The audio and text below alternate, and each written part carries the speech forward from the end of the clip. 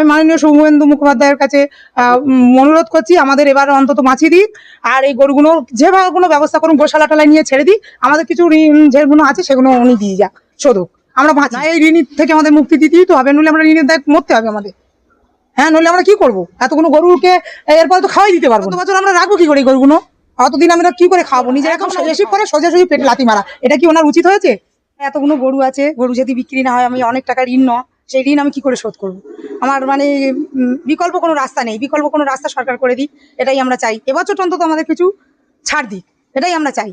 সেটা কিছুই করছে না, এবারে একদম মানে মাঠে মারা যাবে সব। অনেক টাকা দেনা, ঋণ নেওয়া ব্যাংকে থেকে, গোল্ড লোন থেকে, তারপরে হচ্ছে যে বাড়িতে অনেক বন্ধন অফিস টফিস সব আছে, সেই সব লোন আমি কোথায় শোধ করবো? এই গরু না বিক্রি হলে না খেতে পারবো, না ওদের খাওয়াতে পারবো, সবই বন্ধ হয়ে যাবে আমার।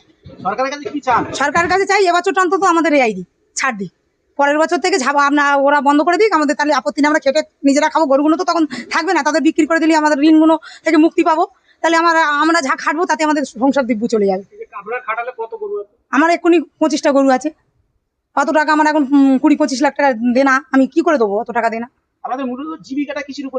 এটাই, এইসব গরুর ব্যবসা, ছানা দুধ বিক্রি, এটাই আমাদের জীবিকা।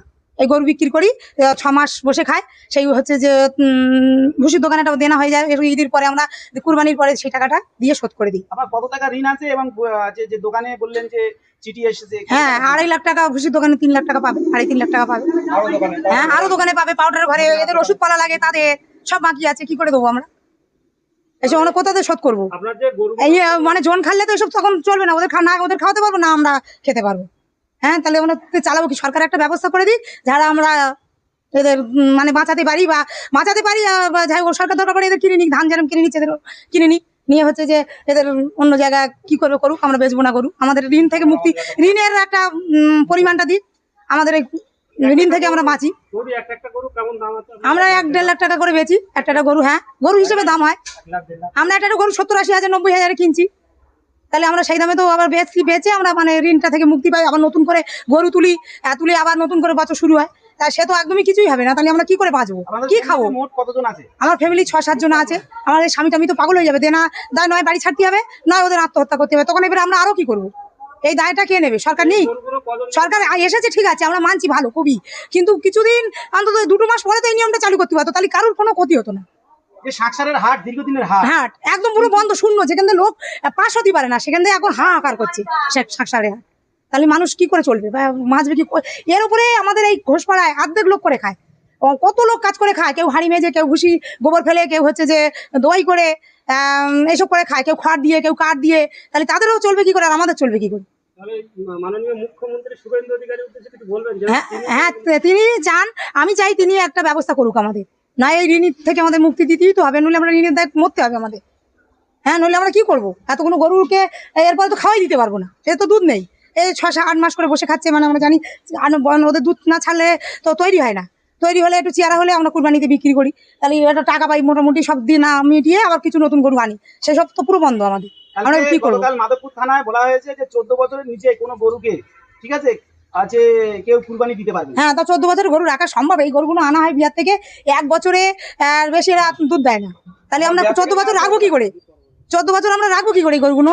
অতদিন আমরা কি করে খাওয়াবো? নিজেরা খাবো না ওদের খাওয়াবো?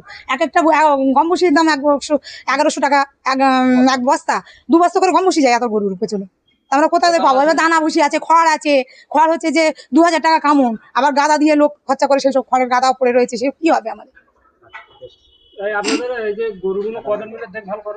আমরা তো আছি, আবার প্লাস আমার খাটালে 1-2 লোক আছে, দই করে খাওয়া দেয়, তাদের 15-20 হাজার টাকা করে মাইনে কোথাতে দেবো আমরা?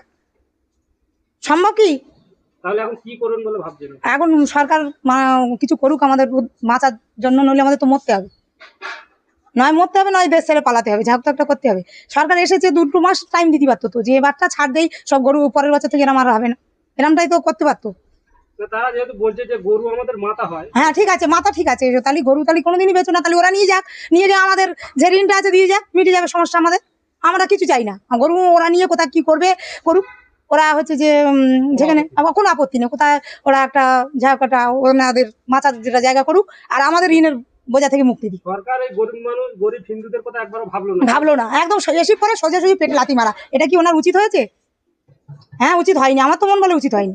আমরা তো ওনাকে নিয়ে এসেছি ভালোর জন্য, ভালো তো টাইম দিক আমাদের, দুটো মাস টাইম দিলে আমরা এদের বিক্রি করে আমরা আর কিনতাম না গরু, আমরা অন্য কাজ করে খেতাম। অন্য কাজ বাজ করবো বা অন্য হুম। জায়গায় জীবনটা তো বাঁচাতে আপনি আসেন মন্ত্রী শুভেন্দু দার কাছে।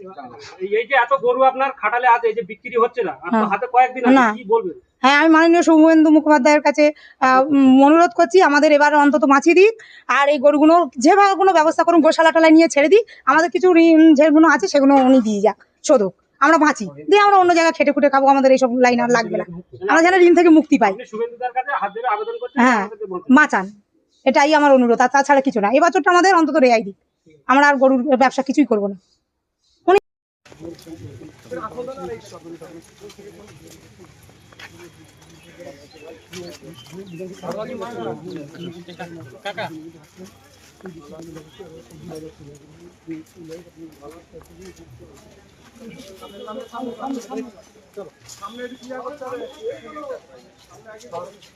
তারা আমার কি কষ্ট করে যেতে আবার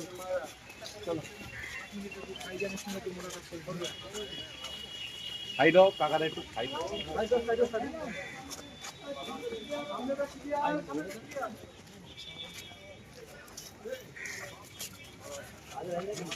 আমরা ক্লিয়ার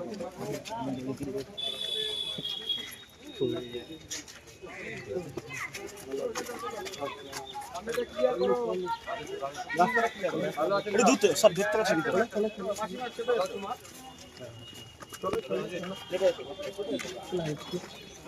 চলো চলো চলো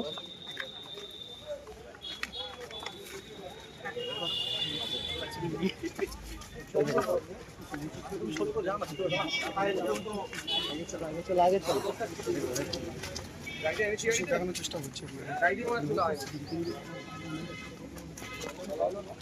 Inclave Zindabad! Inclave Zindabad! Zindabad! Zindabad! Vidayak Nawzat Siddiqui Zindabad! Zindabad! Zindabad! Inclave Zindabad! Zindabad! Zindabad!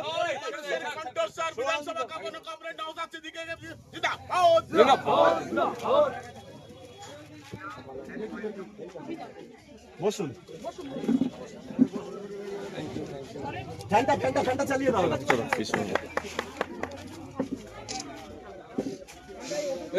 ফ্যানটা করে দাও বোর্ড আনতে হবে ওই ফ্ল্যাগ পয়েন্ট হবে না 3 পয়েন্ট ফ্ল্যাগ এমনি তুলে দিচ্ছে তো হচ্ছে এই বুয়াই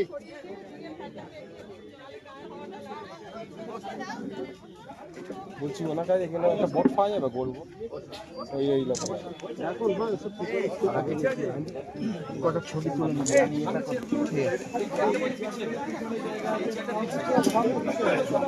আসতে কেমন না